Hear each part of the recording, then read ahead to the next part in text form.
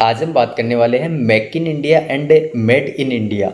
बहुत सारे लड़कों को कन्फ्यूजन रहती है कि यार मेड इन इंडिया और मेक इन इंडिया दोनों एक ही है, लेकिन दोनों में काफ़ी डिफरेंस है। जो मेक इन इंडिया है वो मेड इन इंडिया के बिल्कुल अपोजिट है। मेड इन इंडिया का मतलब होता है कि ऐसे उत्पाद जो भारत की कंपनियों के द्वारा निर्मित किए गए हैं। जैसे कि मैं एग्जांपल दूँ तो रिलायंस है।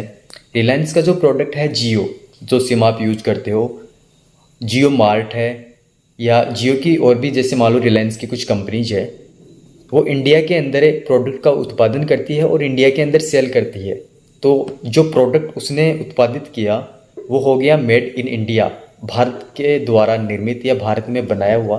लेकिन जो मेक इन इंडिया होता है उसका मतलब होता है कि ऐसी विदेशी कंपनियां जो भारत में आके काम कर रही है, जिससे भारत एक विकसित देश बन रहा है। मतलब भारत को कुछ ना कुछ मतलब विकास करने में वो मदद कर रही है। जैसे मान लो आप ओप्पो, वीवो, या जैसे सैमसंग है, नोकिया है, ये कंपनीज भारत में आई। इससे क्या होता है, जो भी कंपनी विदेशी कंपनी जो होती है अगर भारत के अंदर या किसी भी देश में फैक्ट्री लगाती है तो वहाँ के लोगों को रोजगार उसे देना पड़ेगा अपने प्रोडक्शन के लिए।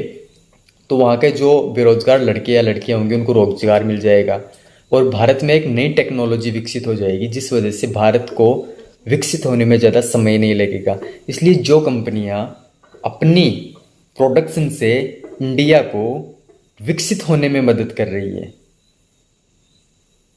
उसे बोलते हैं मेक इन इंडिया। इंडिया को बनाने में जिन कंपनियों का योगदान हो रहा है वो कंपनी होती है मेक इन इंडिया।